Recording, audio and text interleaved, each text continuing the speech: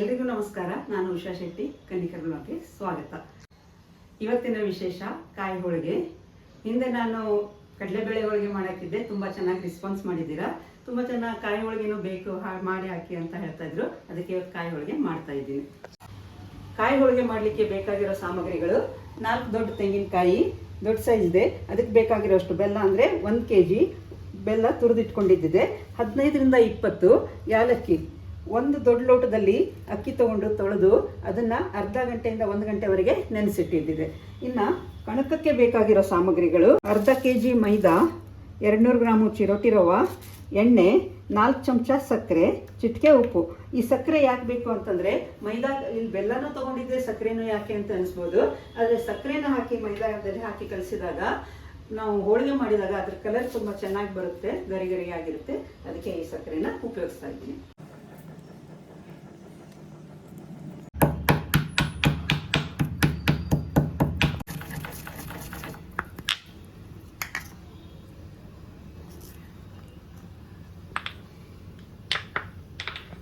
ಈಗ ಹೋಳಿಗೆಗೆ ಬೇಕಾಗಿರೋ ಕಣಕ ರೆಡಿ ಮಾಡ್ಕೊಳ್ತಿದ್ದೀನಿ. ಮೈದಾನ ಒಂದ್ಸಲ ಸಾಣಿಸ್ಕೊಳ್ಳೋಣ.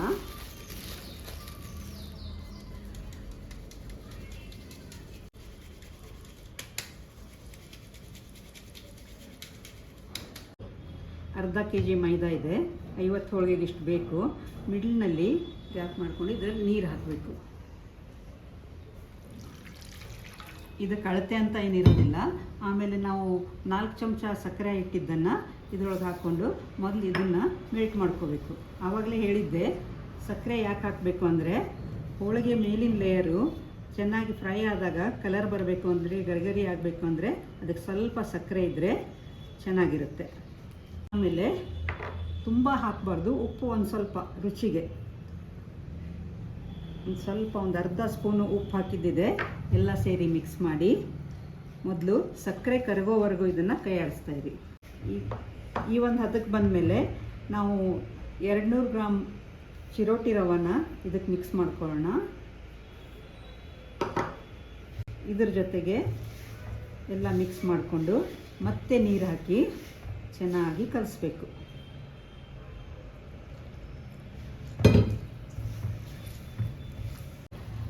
ನಾವು ಬೇಳೆ ಹೋಳಿಗೆ ಮಾಡುವಾಗ ಸ್ವಲ್ಪ ಅರಿಶಿನ ಹಾಕ್ಕೊಳ್ತಿದ್ವಿ. ಆದರೆ ಇಲ್ಲಿ ಕಾಯಿ ಹೋಳಿಗೆಗೆ ಅರಿಶಿನ ಹಾಕ್ಕೊಂಡ್ರೆ ತುಂಬ ಯೆಲ್ಲೋಯಿಶ್ ಅನಿಸುತ್ತೆ, ಕಲರ್ ಅಷ್ಟು ಚೆನ್ನಾಗಿ ಬರೋಲ್ಲ. ಕಣಕಕ್ಕೆ ಬಿಳಿ ಕಣಕನೇ ಮಾಡಿಕೊಳ್ಳೋಣ. ಕಲಿಸ್ತಾ ಇದ್ದೀನಿ. ಇದನ್ನು ಈ ರೀತಿ ನೋಡಿ, ಇದು ಎಳೆದಾಗ ಚೂರು ಆಗ್ತಾ ಇದೆ. ಆದರೆ ನಮಗೆ ಹೋಳಿಗೆ ಮಾಡುವಾಗ ಒಂದು ಟಿಪ್ ಅಂದರೆ, ಇದು ಯಾವಾಗಲೂ ಎಳೆದಾಗ ಉದ್ದಾಗಿ ಬರಬೇಕು. ಇದಕ್ಕೆ ಏನು ಮಾಡಬೇಕು ಅಂದರೆ, ನಾವು ಇನ್ನೂ ಕಲಿಸ್ತಾನೇ ಇರಬೇಕು. ಚೆನ್ನಾಗಿ ಹಿಟ್ಟು ಕಲಿಸ್ಬೇಕು. ಇದು ರವೆ ಹಾಕಿರೋದ್ರಿಂದ ಗಟ್ಟಿ ಹಾಕುತ್ತೆ. ಮತ್ತೆ ಸ್ವಲ್ಪ ಸ್ವಲ್ಪ ನೀರು ಹಾಕ್ಕೊಂಡು ಕಲಿಸ್ತಾ ಇರಿ. ನೋಡಿ, ಇನ್ನೂ ನೀರು ಹಾಕಿ ಚೆನ್ನಾಗಿ ನಾದ್ತಾ ಇದ್ದೀನಿ. ಈಗ ನೀವೇ ನೋಡ್ತಾ ಇದ್ದೀರಾ, ಇದು ಇನ್ನೂ ಜಿಗಿ ಬರ್ತಾ ಇಲ್ಲ. ಎಷ್ಟು ಚೆನ್ನಾಗಿ ನಾದ್ತಿರೋ ಅಷ್ಟು ಚೆನ್ನಾಗಿ ಜಿಗಿ ಬರುತ್ತೆ. ಒಂದು 10 ನಿಮಿಷ ನಾದಬೇಕು. ಈಗ ನಿಮಗೆ ನೀರು ಅನ್ನಿಸ್ತಿರ್ಬೋದು, ಆದರೆ ಇದು ರವೆ ಹಾಕಿರೋದ್ರಿಂದ ಇನ್ನೊಂದು ಸ್ವಲ್ಪ ಹೊತ್ತಿಗೆ ಗಟ್ಟಿಯಾಗುತ್ತೆ. ಈಗ ಇದು 10 ನಿಮಿಷ ಹಿಟ್ಟನ್ನು ಚೆನ್ನಾಗಿ ನಾದಿದ್ದೀವಿ. ಈಗ ನೋಡಿ ಯಾವ ರೀತಿ ಬರ್ತಾ ಇದೆ, ಕಟ್ ಆಗ್ತಾ ಇಲ್ಲ. ನೋಡಿ, ಈ ಒಂದು ಹದಕ್ಕೆ ಬಂದಾಗ ಹೋಳಿಗೆ ಚೆನ್ನಾಗಿ ಬರುತ್ತೆ. ಇನ್ನು ಇದಕ್ಕೆ ಎಣ್ಣೆ ಹಾಕ್ಕೊಂಡು ಸ್ವಲ್ಪ ನಾದ್ಕೊಳ್ಳೋಣ.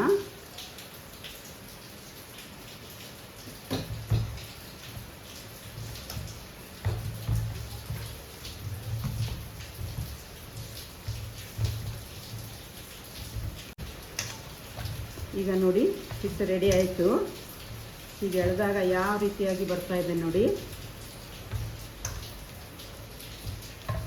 ಇದರ ಮೇಲ್ಗಡೆಗೆ ಇನ್ನೊಂದು ಸೌಟು ಎಣ್ಣೆನ ಹಾಕಿ ಹಿಟ್ಟು ನೆನಿಲಿಕ್ಕೆ ಬಿಡಬೇಕು.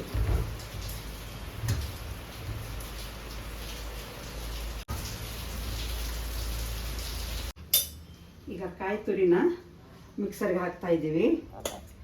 ಮೊದಲು ಕಾಯನ್ನು ನುಣ್ಣಗೆ ರುಬ್ಕೋಬೇಕು. ನೀರು ಹಾಕಬಾರ್ದು, ನೀರು ಹಾಕದೆ ನುಣ್ಣಗೆ ರುಬ್ಕೋಬೇಕು.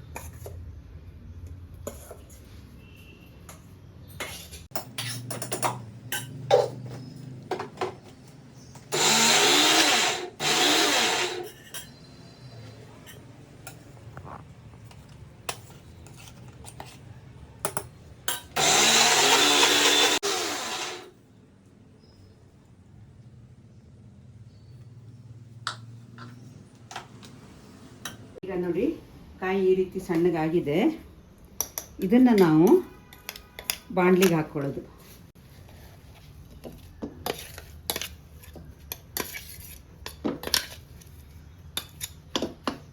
ಈ ಮಿಕ್ಸರ್ನಲ್ಲಿ ಎಷ್ಟು ಸಣ್ಣಗೆ ಬರುತ್ತೋ ಅಷ್ಟು ಸಣ್ಣಗೆ ಇದನ್ನು ಗ್ರೈಂಡ್ ಮಾಡ್ಕೊಳ್ಳಿ. ಈಗ ಕಾಯಿ ತುರಿ ಎಲ್ಲ ರುಬ್ಬಿ ಆಗಿದೆ. ಇಷ್ಟು ಸಣ್ಣಗೆ ಹಿಂಗಾಗಿದೆ. 4 ಕಾಯಿ ತುರಿನೂ ರುಬ್ಕೊಂಡಾಗಿದೆ. ಇನ್ನು ನೆನೆ ಹಾಕಿರೋ ಅಕ್ಕಿನ ಮಿಕ್ಸರ್ ಜಾರಿಗೆ ಹಾಕಿ ಅದೇ ಮಿಕ್ಸರ್ನಲ್ಲೇ ಹಾಕಿಬಿಡಿ. ಮಿಕ್ಸರ್ ಜಾರಿಗೆ ಹಾಕಿ ಇದನ್ನು ಸಹಿತ ನುಣ್ಣಗೆ ರುಬ್ಬಿಟ್ಕೋಬೇಕು.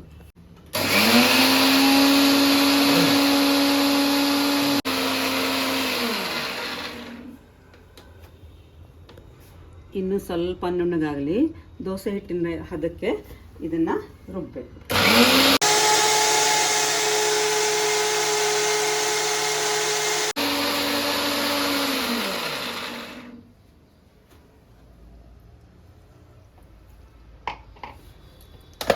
ರುಬ್ಬಿ ಆಗಿದೆ. ಈ ಹಿಟ್ಟನ್ನು ಪಾತ್ರೆಯಲ್ಲಿ ತೆಗೆದಿಟ್ಕೊಳ್ಳಿ. ನೀರು ಹಾಕಬಾರ್ದು. ರುಬ್ಬುವಾಗೇನು ಹಾಕಿರ್ತೀವಿ ಎಷ್ಟೇ ನೀರು ಸಾಕು.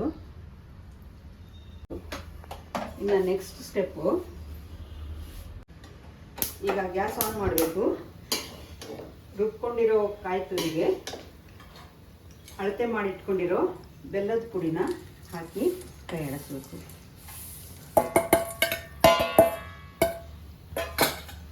ಇದನ್ನೆಲ್ಲ ಸೇರಿಸಿ ಕೈ ಆಡಿಸ್ತಾ ಹೋಗಬೇಕು.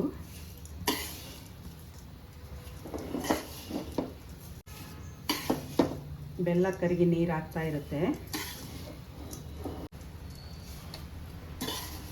ಕೈ ಆಡಿಸೋದು ಮಾತ್ರ ಬಿಡಬಾರ್ದು, ಯಾಕಂದರೆ ಕೆಳಗಡೆಗೆ ಕಾಯಿ ತುರಿ ಹೊತ್ಕೊಂಡು ಬಿಡುತ್ತೆ. ಒಂದು 5 ನಿಮಿಷ ಹಿಂಗೆ ಕೈ ಆಡಿಸ್ತಾ ಇರಿ. ಬೆಲ್ಲ ಎಲ್ಲ ಕರಗುತ್ತೆ.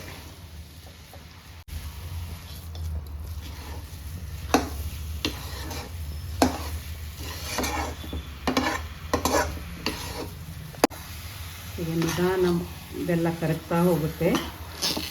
ಇನ್ನೊಂದು 5 ನಿಮಿಷ ಗ್ಯಾಸ್ ಮೇಲೆ ಇರಬೇಕು. ಇನ್ನೂ ಕರಗಿಲ್ಲ ಬೆಲ್ಲ. ಈಗ ನೋಡಿ ಒಂದು 10-12 ನಿಮಿಷ ಕೈ ಆಡಿಸಿದ್ದೀನಿ. ಬೆಲ್ಲ ಮತ್ತು ಕಾಯಿ ತುರಿ ಎಲ್ಲನೂ ಒಂದಾಗಿಬಿಟ್ಟಿದೆ. ಈಗ ಇದು ಬಾಣಲೆ ಬಿಟ್ಟು ಸ್ವಲ್ಪ ಮೇಲೆ ಏಳ್ತಾ ಇದೆ. ಈ ಟೈಮ್ನಲ್ಲಿ ನಾವು ಗ್ಯಾಸ್ ಆಫ್ ಮಾಡಬೇಕು. ಆಫ್ ಮಾಡಿ ರುಬ್ಬಿ ಇಟ್ಟಿರೋ ಅಕ್ಕಿ ಹಿಟ್ಟನ್ನು ಇದರ ಜೊತೆಗೆ ಹಾಕ್ಕೋಬೇಕು. ಇದು ಗ್ಯಾಸ್ ಆಫ್ ಮಾಡಲಿಲ್ಲ ಅಂದರೆ ಗಂಟಾಗುತ್ತೆ. ಅದಕ್ಕೆ ಹಾಕಿದ ತಕ್ಷಣ ಇಮಿಡಿಯೇಟ್ಲಿ ಇದನ್ನು ಹೂರ್ಣದ ಜೊತೆಗೆ ಸೇರ್ಕೊಳ್ಳೋ ಹಂಗೆ ಕೈ ಆಡಿಸ್ಬೇಕು. ಇಲ್ಲ ಅಂದರೆ ಗಂಟಾಯಿತು ಅಂದರೆ ಹೋಳಿಗೆ ಲಟ್ಟಿಸ್ಲಿಕ್ಕೆ ಬರಲ್ಲ.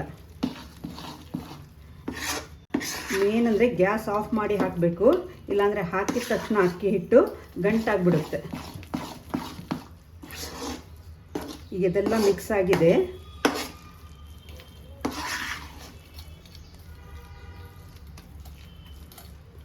ಆದಷ್ಟು ಎಲ್ಲೂ ಆಗದಂಗೆ ನೋಡ್ಕೊಳ್ಳಿ.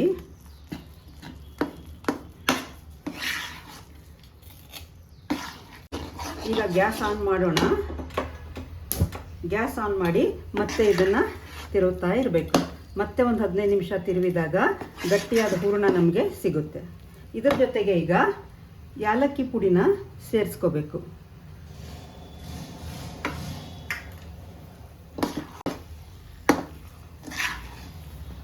ಯಾವುದೇ ಕಾರಣಕ್ಕೂ ತಳ ಹತ್ತಲಿಕ್ಕೆ ಕೊಡಬಾರ್ದು, ಗಂಟಾಗಲಿಕ್ಕೆ ಕೊಡಬಾರ್ದು.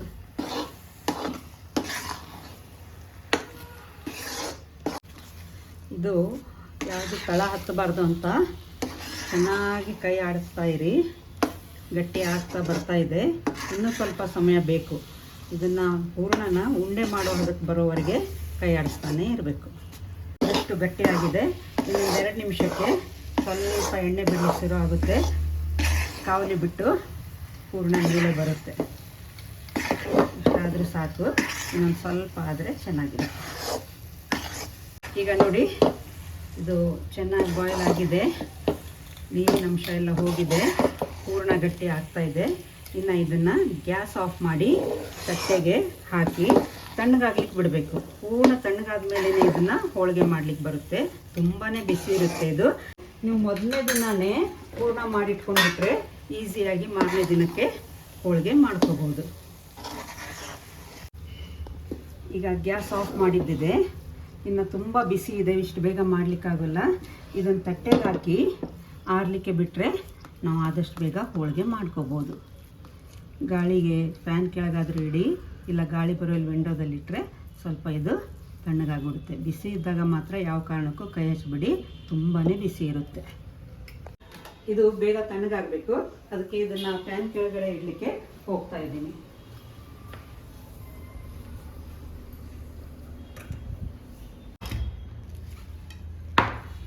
ಹೂರ್ಣ ರೆಡಿಯಾಗಿದೆ, ತಣ್ಣಗಾಗಿದೆ. ಈಗ ಇದನ್ನು ಹೋಳಿಗೆ ಮಾಡಲಿಕ್ಕೆ ಉಂಡೆ ಕಟ್ಕೋಬೇಕು. ಈಗ ಹೂರ್ಣ ತಣ್ಣಗಾಗಿದೆ. ಲಿಂಬೆಹಣ್ಣಿನಕ್ಕಿಂತ ಸ್ವಲ್ಪ ದೊಡ್ಡ ಗಾತ್ರದಲ್ಲಿ ಇದನ್ನು ಉಂಡೆ ಮಾಡ್ತಾ ಇದ್ದೀನಿ.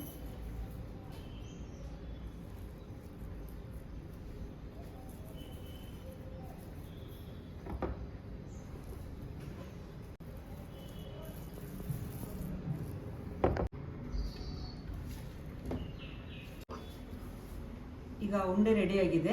ಈಗ ಹೋಳಿಗೆ ಲಟ್ಸೋಣ.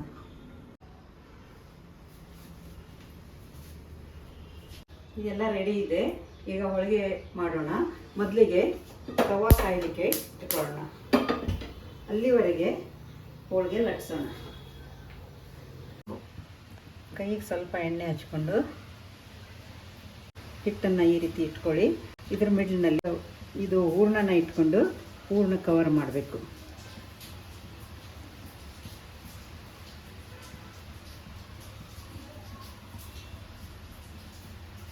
ನೋಡಿ, ಕರೆಕ್ಟಾಗಿ ಎಲ್ಲ ಕಡೆಯಿಂದನೂ ಕವರ್ ಆಗಬೇಕು.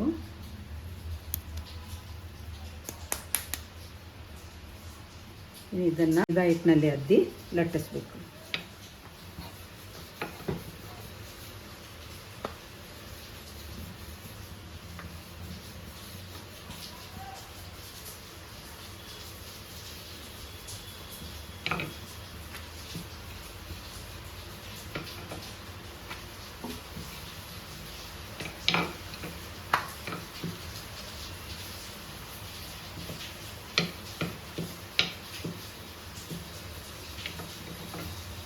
ಕಾವಲಿ ಬಿಸಿಯಾಗಿದೆ. ಹೋಳಿಗೆನ ಹಾಕ್ತಾ ಇದ್ದೀನಿ. ಮೇಲ್ಗಡೆಗೆ ಸ್ವಲ್ಪ ಎಣ್ಣೆ ಹಚ್ಕೋಬೇಕು. ಸಣ್ಣ ಉರಿ ಮೇಲೆ ಬೇಯಿಸಬೇಕು.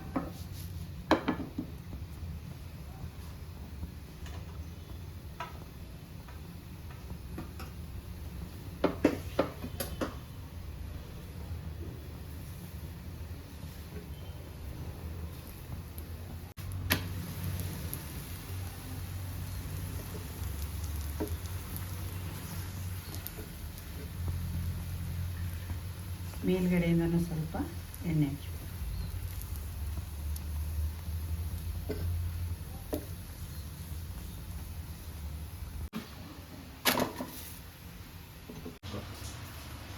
ಕೈಗೆ ಸ್ವಲ್ಪ ಎಣ್ಣೆ ಹಚ್ಕೊಳ್ಳಿ. ಕಣಕದ ಹಿಟ್ಟನ್ನು ಇಷ್ಟು ತಗೊಳ್ಬೇಕು. ಇದನ್ನು ಕೈ ಮೇಲೆ ಇಟ್ಕೊಂಡು ಸ್ವಲ್ಪ ಅಗಲ ಮಾಡಿಕೊಂಡು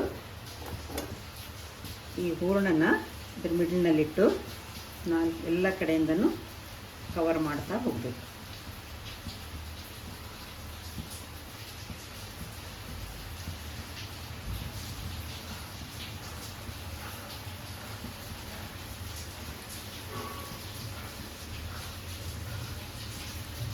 ಎಲ್ಲೂ ಗ್ಯಾಪ್ ಉಳಿಬಾರ್ದು.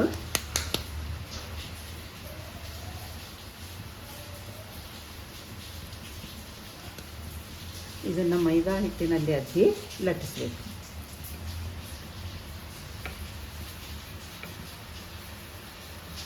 ಮೇಲ್ಗಡೆ ಹೆಚ್ಚು ಹಿಟ್ಟು ಹಚ್ಚಬಾರ್ದು. ಹಿಟ್ಟು ಕಡಿಮೆ ಹಚ್ತಿರೋ ಅಷ್ಟು ಚೆನ್ನಾಗಿ ಬರುತ್ತೆ. ತೆಳ್ಳಗೆ ಲಟ್ಸ್ಬೋದು. ಎಷ್ಟು ಬೇಕೋ ಅಷ್ಟು ತೆಳ್ಳಗೆ ಲಟ್ಸ್ಕೊಂಡು ಫ್ರೈ ಮಾಡಿ.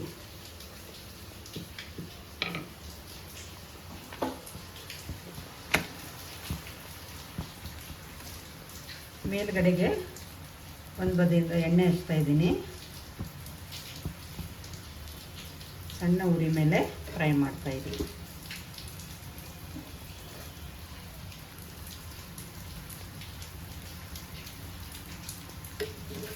ಇನ್ನೊಂದು ಬದಿಗೆ ಟರ್ನ್ ಮಾಡೋಣ.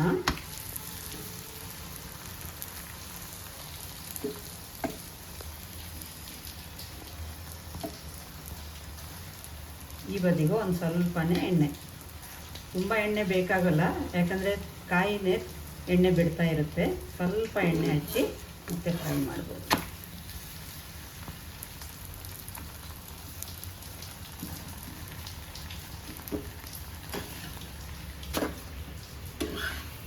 ಇದನ್ನು ತಣ್ಣಗಾದ್ಮೇಲೆ ಡಬ್ಬಕ್ಕೆ ಹಾಕ್ಕೋಬೇಕು.